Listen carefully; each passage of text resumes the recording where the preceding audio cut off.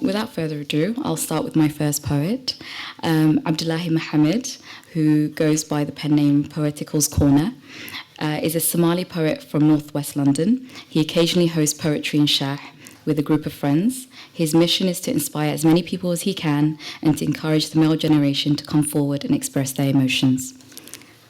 Abdullahi Mohamed. I plead with my soul not to flee. I lay beside my beloved, praying you don't ever hear these tears, praying you don't ever leave before me. Because if you did, my poetry would end with you, I envy this poet within me, for it tells the truth these fingers could never tell. I am -3, for I can no longer see what happiness brings. Wherever this pen goes, death follows. That was my first poem.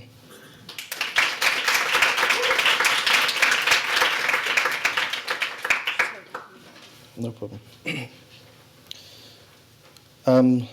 So that poem was, when I say -3, is that back in 2014 is when I lost my father, and then a few years later than that, I lost my grandma, and then a year after that, I lost my grandfather. So it was a bit of too many emotions to deal with. But this second poem, I promise you, is nothing depressing. It's just gonna uplift that mood that I planned for this occasion.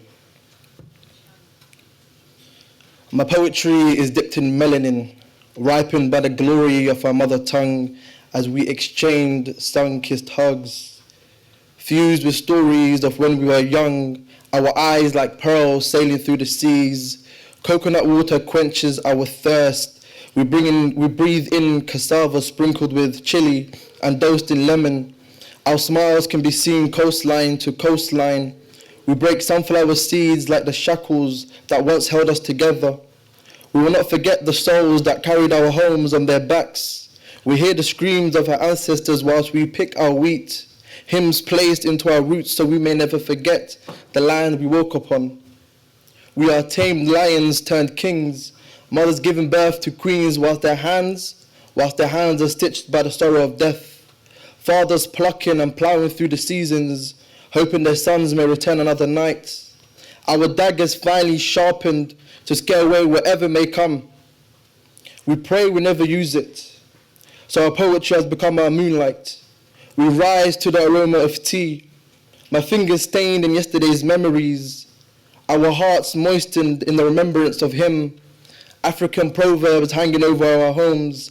Aqli ni mali, knowledge is wealth. So how could I ever forget the sand that welcomed me back when I felt homesick? So forgive me. Forgive me if you find me standing by the shore, washing my hands of the sins that we carried for so long. My poetry is dipped in melanin, ripened by the glory of our mother tongue. Thank you for listening.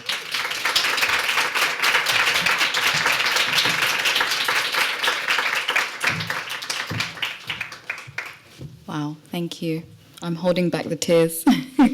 Thank you so much. Next, we have Nuura Axmed, who is a Somali-Dutch self-taught artist and poet who resides in London and mainly creates digital art. Throughout her work, she focuses on grief, loss, mental health, and her own heritage and faith. Nuura Axmed. This poem is called Fam. As you scan each piece of frozen time, we are brought back to the moments we shared with them. The past is welcomed home. They sit with us through du'as and have smiles. We have lost a few branches, but through remembrance, we pick those branches up and put life back into them. We say their names while saying Al Rihamu as it become their new last name. We stand up for them. We hold it down for them by praying for their afterlife. My tree is growing. It is in bloom, and I pray we keep on growing.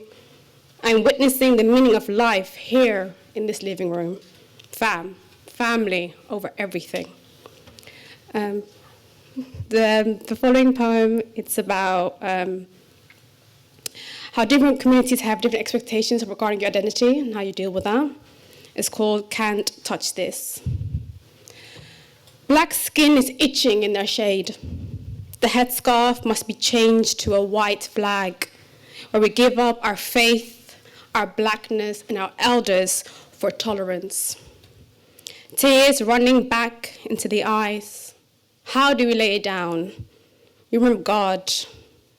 Your heart will unclench and reach the heavens. To survive, you must rub the body with ginger, steep your soul in your deen and dakan, and extract the toxicity of man. Jump a little higher, flip that world like an old mattress. Cover your confusion with pillow covers, big curtains that will take in sunlight. Play tag with the elders. Don't let the gold tooth blind you. They are your people, praying for you to come home. Feet swimming in hinno, floor covered with specks of gold, leading you back home. We did not enter this space alone, or even by choice. No matter how much white paint they use, how many times they try and paint over us, they cannot dim the Noor in us. Okay?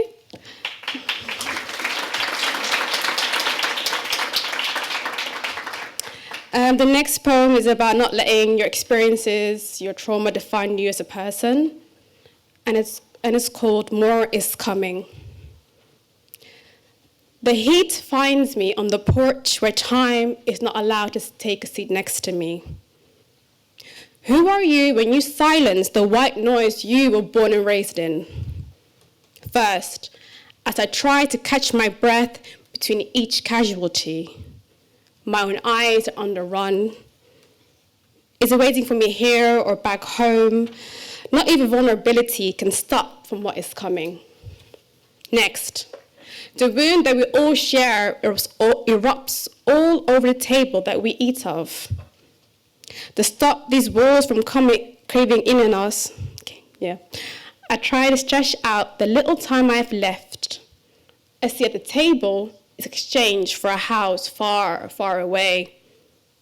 Lastly, I'm going to bless myself and every soul with forgiveness and some grace, because Lord knows, only He knows. Thanks. So the next poem is a bit about the previous poem, but it's mainly in relation to grief and acceptance. It's called Amin. I did not make my own grave while trying to chain myself to the old. But instead of burying it, saying farewell, it holds my house upright.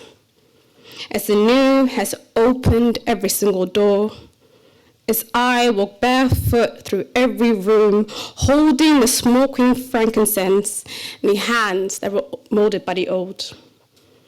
I pray with an open heart, greet both of my angels, and say thanks to Him. I look at the moment when I coughed out fragments of my soul, and I was left with a Noor. And all I could hear was my labored breath, throat wound as a reminder lasting on. And I think to myself, even in that moment, I kept on breathing.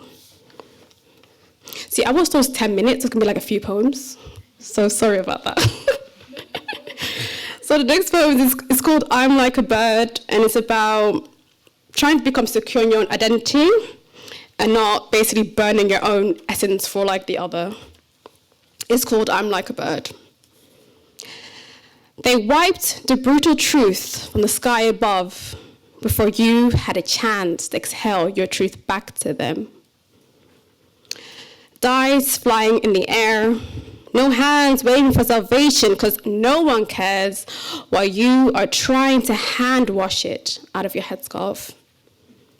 In the palm of their right hand, they gave you a whole country. The neighbors only see one face. The hands come together for them because at least they remembered to lower their gaze, not give up to a woman that spoke up, rose up, something more than play dead. Days will come where you must boil the water. You will wait with your dead hands, carrying the old metal filled up with your own sweat, so they can wash themselves in it. No one will grant you the blessing, the rest, the collapse within yourself. The presence always comes back with the same shadow. Hold it in, and I will not break your bones out of place. Before sunrise, you will exchange your hands for the new. You'll find a spot underneath the sun, and each bone will be set in the right place. You will sigh underneath each fulfilled vow. Finally, as you take 2 steps forward, you become straight, clean. You are not see-through. You are whole for yourself and not for them. You slowly tie your headscarf, each curl tucked in, safe. You smack the open-ended vows out of their small, small hands. Finally, you carry your own body out of their closed mind, and you look up at the sky. We've got 2 more poems, I promise. 2 more. So the next poem is called Legacy, which I find just about legacy, basically. It's very short.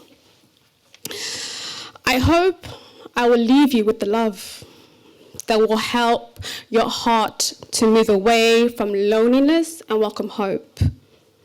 The love that will inspire you to share it with the living. The love that will remind you to pray for my soul. May I leave you with the love when it is my time. Okay, the last one, I promise. It's called Survival Isn't Working For Me, and it's about grief, loving yourself, and the importance of having a support system. I planted my bare feet onto the marble floor, and the blood on the walls wouldn't even look at me. Your last scream took away my last full smile. Their echoes forced themselves into my hip blades. And to this day, when I try to move on, I can still hear the scraping of the shovel. So here I am, barefoot, with a collapsed spine, trying to stand in the same sun that stopped kissing your forehead. The body had to go on a fast. The body had to accept the imprint of life. The body had to learn how to listen to the nerves. The body had to commit to loving me first.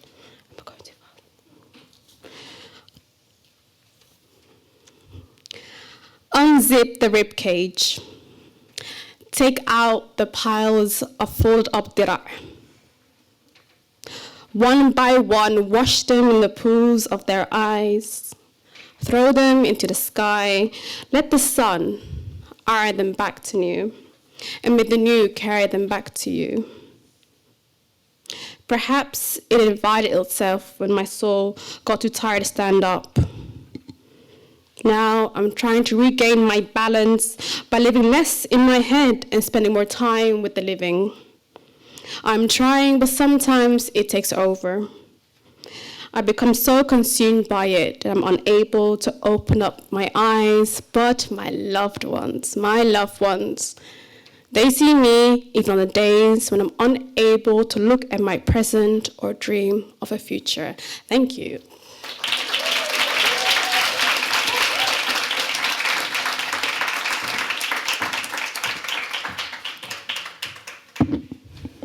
Thank you, Nuura. I think the nation of poets, ancestors, would be very, very proud. Next we have Mohamed Mohamed, who is a British Somali poet based in London. He is the founder of Unheard Words, a project focused on using poetry as a tool for interfaith engagement.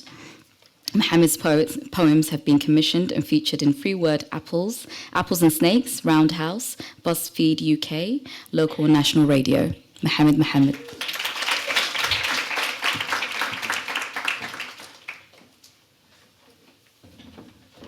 Hi guys. Woo. This is a pretty cool place. South Bank holds a really dear place in my heart. So when I graduated in 2014, moved back to London, relocation, family, and I really needed a separate space to write. And this is actually a plug for South Bank, but the poetry library is right there. It's the largest collection in Europe for a single, just for library, a library just for poetry. So it's a pretty unique place, and I spent a lot of my time there. So this is my first time performing in the South Bank. So I'm like, oh my gosh, Mama, I made it. So I'm really like humbled. Yeah, I'll try to not be too dark today, because the word resistance can sometimes throw people off. But it's also a very powerful word that I align with in my writing.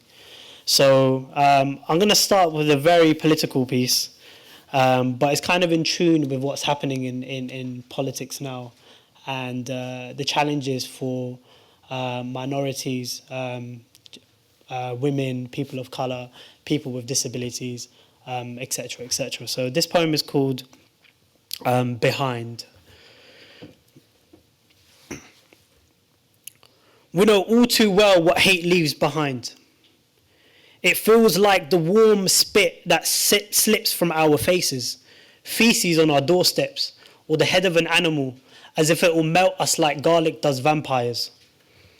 We know it. It comes in all forms of foolish. It doesn't have a face, sits in our spaces and forms laws insidious in practice, documents us on platforms as backwards, nothing more hateful than the celebration of colonial whitewashing of our ancestors. We know it. As if bricks through our windows with Nazi quotes wrapped in fear did scare us, we still see through you. Your weakness is 50 shades of skin under one umbrella. Your reign is acidic and attempts to burn us. Not today. You now know too. You face it every morning. Dress it with a sharp tongue and suit. Dress it with a sharp tongue and suit, available in all shades of hate, and it sits in public offices too. It kills you inside. Your voiceless soul, manifested in anger and ignorance, doesn't make us run. Our hands meet tied like a human shield, and your hate is uninvited. Because we know what hate looks like, and it looks like you. Thank you. Awesome. I feel like with conversations I've had growing up and things that we should care about always come up depending on what community you're from. And a few years ago, I wrote a poem on climate change. And it was the first time I did it, something I'd really thought of, and it was conversations I had with my relatives, my friends. And it was like, how is climate change important to you? And someone who's Somali who's had their fair share of droughts as an effect of climate change and the lack of water, causing a lot of problems for local farmers and businesses, etc. But I didn't realize the significance of what a drought meant until I was on a program in the USA, and California has almost annual droughts. One that had a drought was the actual local Muslim community came together collectively to make a prayer to ask Allah for more rain. And it was a huge significance for California in itself, but for me to see it, because I'd never been to Somalia to see the drought, but the closest thing to see a drought was quite like an eye-opener.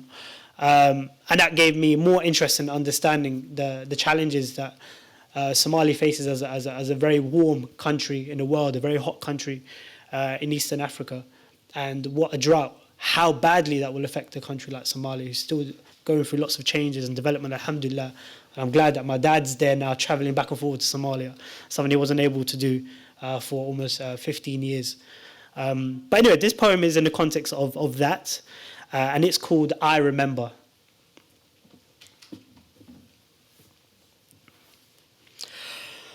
I remember, I remember, I remember.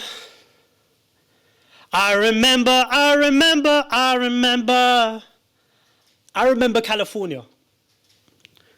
Rain deserted children like an early divorce. Soon there will be nothing left to grow.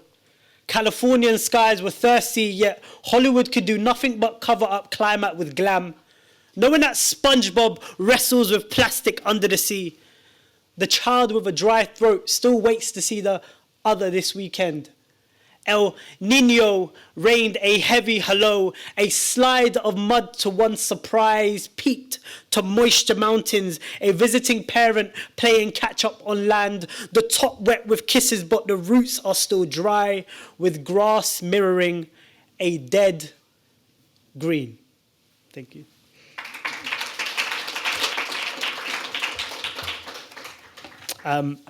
So let's talk about my dreadful Somali. This is a poem that if I look back upon reflection as a seven-year-old for the first time traveling with my family, and how my family were in different parts of the world following the civil war in Somalia. Me and my family, we obviously resided in the UK. My cousins went to Canada, and my grandmother went to Saudi Arabia before she went to Kenya, and bouncing back in between. So when I was 7, I travelled for the first time with my mum away from what I considered was home, and which I still consider UK being the only home I know from experience point of view. But Somalia also is a significant home in my life. But in 98, I went to visit my grandmother. And this is a poem about her and the fear of the unknown, or what I felt a 7-year-old Mo knew to be unknown to him. So this poem is called 98. Marki ugu dambeyse, I saw you. Lost under an unfamiliar roof, 12 to a room, siblings sharing beds, tadabo. Far from home for the first time, but your hands, your arms squashed what was left of my sorrow. Hoyo, when are we going back? Mardo, she said. My tears leaving the living like a flooded island. Cousin Kawaka, salam udah. Eyes locked onto the only light in my abyss. Ayeyo, 98, family occasion for France versus Brazil. My terrible Somali said, Yaku jirta. My broken tongue sang, Ninka dahda ka urdo. She laughed, her ears fluent in my fish and chip Somali. My cheeks smiled at the rhythm of the room's roar. Okay, Waya, as she wrapped me in her warmth. Me, the child of her child, her daughter's last. Only those wrinkled hands could ease me. Lips pressed against my skin, and in no other soul I could find solace like in Ayeyo. Thank you.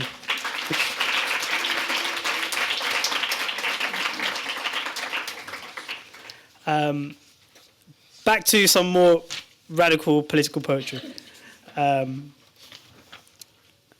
So this was a commission I did for a really cool organisation. I actually don't know if they're still around today, but they were called The Only Way is Ethics.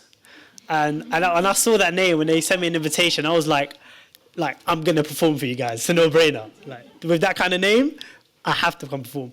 And they were doing a collection at the Bishopsgate Institute on the theme of anarchy and imagining a world, reimagining what a world would look like. Without borders was the main concept. So this poem is called Imagine a World. So I got one more poem after this and that'll be it. This one's called Imagine a World.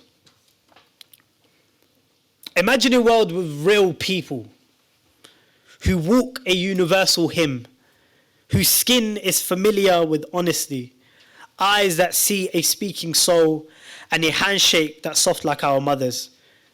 Imagine a world without war, whose forces shoot rose branches, who know of no weapons, with leaders uniting peace before trouble and promise the tongue to lead by example. Imagine a world without currency, whose value is weighed with hugs, who exchange materials with needs, nothing existent at the expense of the poor, and the vulnerable know what it means to be free. Imagine a world without borders, where no one is a foreigner, where the land belongs to the sea. Children recognize the world as home, and families see differences as the key. Imagine how peaceful that would be. Thank you. Awesome. So on the theme of, I kind of like, when anyone writes about a theme, we don't like subconsciously think of it. It's kind of whatever's on our mind as writers, as poets, as authors, etc. We just write, and then we kind of calculate it later and be like, oh, that poem is about X, Y, Z.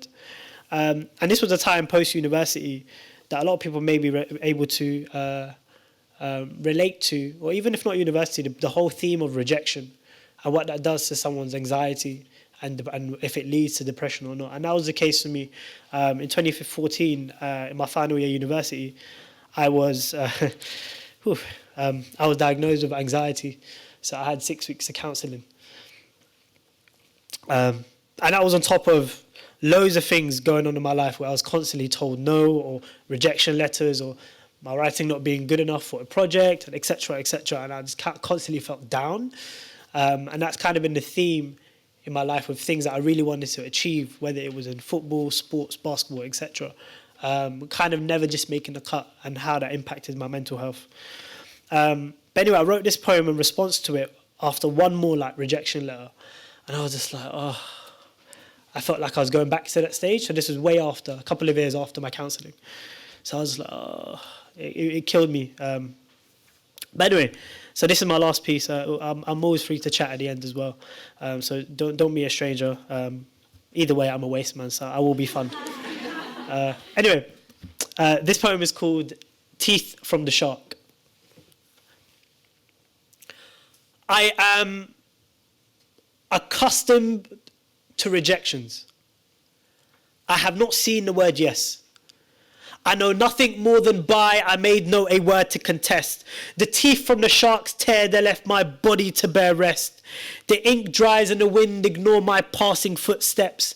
The flashbacks aren't dead. My childhood lives in the wrecks. I am directed to rejections. I have not seen the word yes. I know nothing more than buy. I made no a word to contest. The hands have not hit, anticipating shock to the chest. The paper has not torn. I can see what word is left. The cracks are not healed. The dry patch seen on the decks. The ears hear the time. Slow ticks, slow ticks, slow ticks. Stop at 1 sec. I am visible to rejections. I have not seen the word yes. I know nothing more than buy. I made no a word to contest. The eyes can see the end, though the tunnel is not red. The beast eats the ego, maggots run up in my head. The pain, the strain, see through blue, speech drowns in the end. I know nothing of myself. I know nothing of myself. I know nothing of myself but the no, the no, the no I know. Thank you.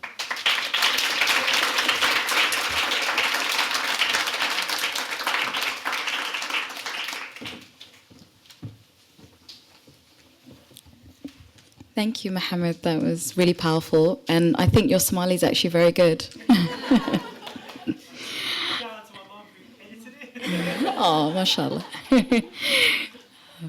Next, we have Hamida Aushan, is a Muslim poet who was born and raised in London. Her love for poetry is a frustrated response to the political climate and the lack of platforms from which to speak.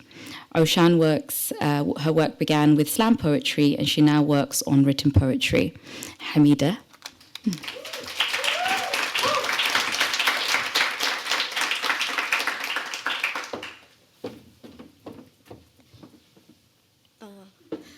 Hi. So I'm just going to say what poem first. This first one is just like a really short response to what I feel many people of my gender, being females, feel like just in general. It's called Hall of Misogyny.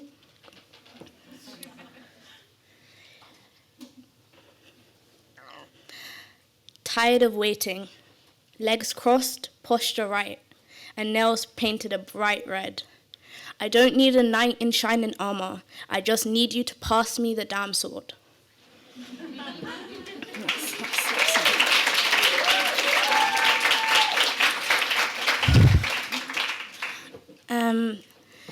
This next one is just about technology and devices and how sometimes that can distract us from reality.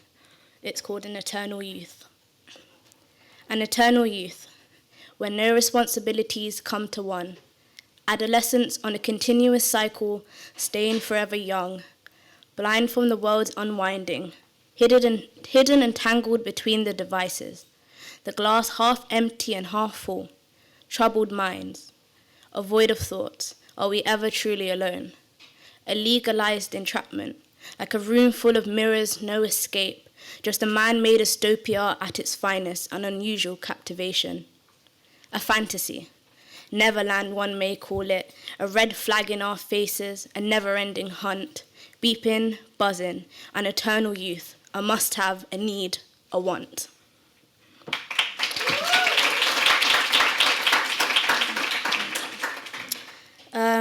These next two poems are more to do with self-identity and sometimes the struggles one may bear with sometimes not really knowing themselves and like discovering themselves. So this first one's called Goodbye. I feel disconnected from her. The understanding is no more.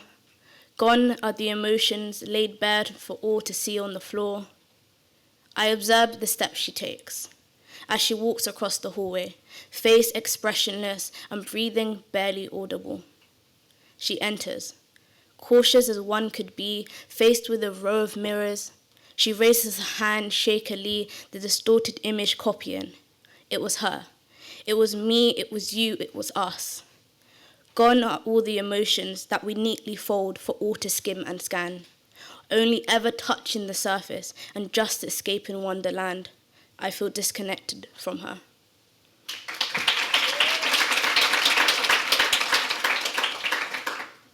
Sorry, I'm so nervous. Okay. This one's called A Dubious Longing. I miss myself. Like the seasons of the year, she comes and goes, a preserved part of one. I miss myself. Like the snow under the great luminary, she melts away, a translucent part of one. I miss myself. Like a shadow, she creeps up to say hi at night when one is alone, trapped in their own thoughts, no longer one. I miss myself. A dubious longing.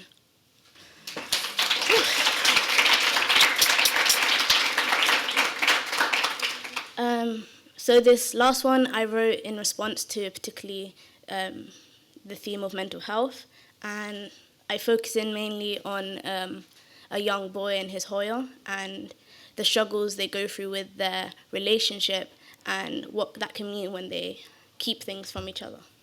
It's called Control Alt Delete. Hoya, have you seen my controller? Ibrahim shouted from his room with all his might. No, she replies, silently wishing he'd focus on his studies and not be playing games all night. But what can she say? He's a big man now, almost 18. She just goes back to her bed, lying down, memories of her struggles when she was young back in the homeland running through her head. Memories that will never reach further than the tip of her tongue.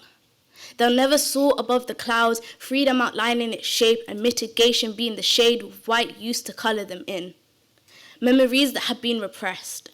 Pushed into a box by her own community, a bright red stamp on the front, spelling out the words taboo, never to be seen, talked, or heard about. Controller still not found. Ibrahim lies back on his bed with a huff, alone with his thoughts. One being the most prominent, the conversation he had with his mates after he tended salah at the mosque. One where manhood was the topic. How real men don't get sad about failing a silly little test, but Ibrahim can't help being upset, feeling like a disappointment. You see, he knows his Hoya has been stressed these days, so he wholeheartedly believes that if he gets the grades to make her happy, then that would make her less stressed. But he can't help it. The pressure's too much. He feels like lying on the floor and never getting up for the earth to swallow him whole, for him to become a forgotten memory far away and old. I found your controller. He turns to see his Hoya at the door of his room, then suddenly his vision becomes blurry and Ibrahim feels completely doomed. He's shaken all over, feeling hollow. Then with a jolt, he sits up straight, awake and alert, realizing that it's already tomorrow, that it was all a dream. It's 2 a.m. and he can hear crying. Ibrahim knows it's his Hoya. She's remembering her struggles. Yes, he knows. He feels helpless not being able to relieve her of the pain. Help her bring the memories further than the tip of her tongue. To give her the power to soar above the clouds, outlining them with freedom and colouring them in with a white shade of mitigation using his own right hand. He wants to rip and tear open that box, cry and scream why at his mates, his family, at his own community. Ibrahim so desperately wants to change the word taboo into the phrase, Hoya, I'm here for you. But he just goes to bed, says a prayer and keeps his mouth shut, turning off the light with his left hand. The controller still not found, is collecting dust in the ground under his bed, never again making a sound.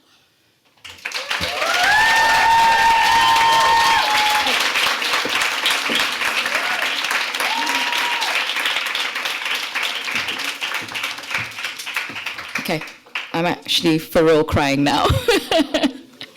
Thank you so much, Hamida. I'm just so amazed at, how much perspective and insight and depth there is in your poetry, and you're so young, so thank you.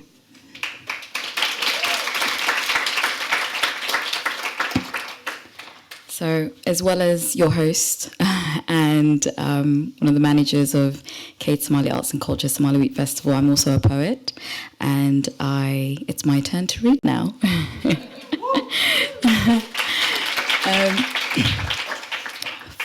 For those of you who don't know me, my name is Fatima Hagi. I was raised in London, born in Somalia, and my work draws on my experiences, notions of displacement, hybrid identities, and womanhood. I'm currently working on editing, hopefully, what will be my first poetry collection. And thank you. And I am the co-founder of a podcast called Between Sips of Shah. And I'm a proud member of XR Writers, Inc. And I think we have one of... Thank you. Okay. So this first piece is called Home. It's strange, you are the only person I've heard speak English on the bus all day, said the Turkish man on the number 29 bus. In North London, streets lined with Turkish cuisine, so good you could mistake it for Antalya. A Londoner almost all my life, accustomed to so many languages, the music of London, home for me, belonging in the in-betweenness of belonging. Home I built from gravel, tears of a 7-year-old arriving in the winter of 92, not speaking a word of English, in a white primary school, called Burnt Toast and Ugly Black Girl. Where news reports of Stephen Lawrence's murder kept my parents awake, who'd only just learnt to sleep again. The fear on their faces told me to stay vigilant always. Suitcases packed, dreams of being embraced by acacia trees, and mango juice dripping down your face. 26 years later, the sunset prayer took you to your knees, still here across unsettled seas. Now sitting on a bus full of colourful people whose myriad accents and broken English call this place home. The music of this city, a melody of a fractured symphony, and despite everything, I still cling to the wobbly bridge of tomorrow. Thank you.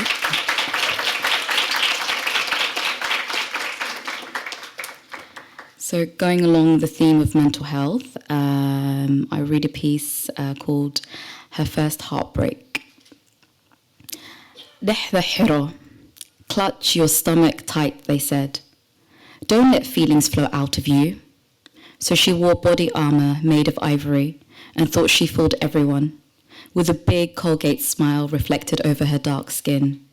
The world laughed at her and threw buckets of love in her face. This made her throw up every evening when she removed the ivory armor. She thought she fooled everyone, including herself. Her skin exposed, she could now see the marks of heartbreak imprinted on her bare skin, appearing like rites of passage scars. She was a woman now. Heartbreak had thrust her into the arms of womanhood. This piece is called Behind the Silent Shadows of Depression, so it's still in the theme of mental health. I've never read this before, so it's my first time. And it is quite personal.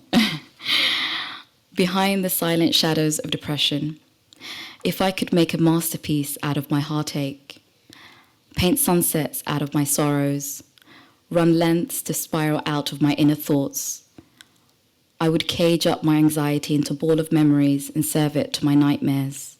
With shadows in every corner screaming, I would use soothing sonnets to regain my sanity. I'd swallow you whole so you wouldn't notice my sadness, hide it under your skin and make a nest in orbit of your universe.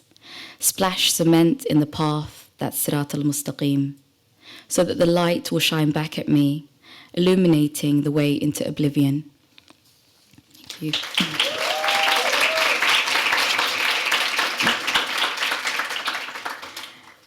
And this last piece is called Hoya Ma'an. Hoya Ma'an means sweet mother. So when we're referring to our mothers in Somali language, we say Hoya Ma'an. It's an endearing term to call your mother.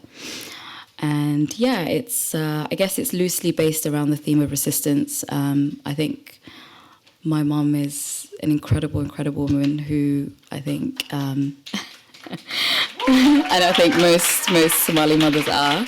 And yeah, she's resisted a lot and, you know, a very courageous woman. Hoya Ma'an. Back home, she was a woman of grace, articulating herself to the highest measure. Now she's struggling with the pronunciation of this polyphonic language, repeating the same ESOL classes year after year. She can write perfectly in her mother tongue, yet the tongue becomes twisted when the lady at the aid office asks her why she has not found a job yet. Like a fallen angel, she sinks back in her seat. Eyes swell with tears as thick as molecules. Silence for a moment. Then she begins to sob tears that reach from here to the Indian Ocean, wishing they would carry her back like a stream to that place which is so familiar, and all this could be forgotten about after waking up for the Fajr prayer. Back pain and vitamin D deficiency, carrying heavy Sainsbury's bags that not only break the back but break the bank too. She deserves to be a woman. She deserves to be on a throne like Queen Nefertiti. All she longs for are those two simple words said with gratitude, Hoyo Ma'an.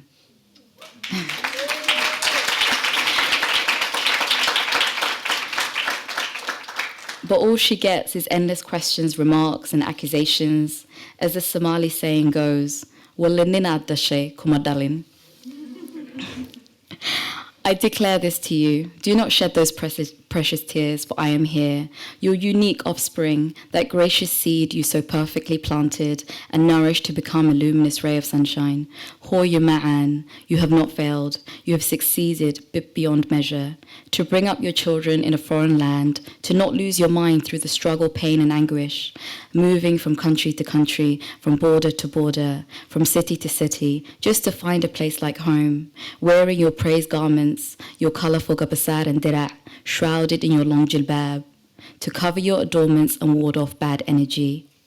Standing on the edge of the street, not knowing which way to go, Somalianizing the street names so that they may appear a little more familiar. Tafn al-Barako, Shabarbush, and Stradford. When your bougie neighbors looked you up and down due to their perception of you as being inferior, you held your head up high as you knew the one above was on your side. Hoyo, I was proud of you that day. Because of you, I walk with pride on suburban streets with my colorful African head wrap. You write Burambur eloquently, and I write poetry mixing Somali and English. Hoya Ma'an, see the beautiful hybrid identity you have created. Hoya Ma'an, I know I can never repay you for all you have endured, but know that I will always stay true to who I am, upholding those morals and manners you taught me, clinching to my language and culture. Hoya Ma'an, at least knowing this, you will lay your precious head tonight, embracing a smile instead of a frown. Thank you.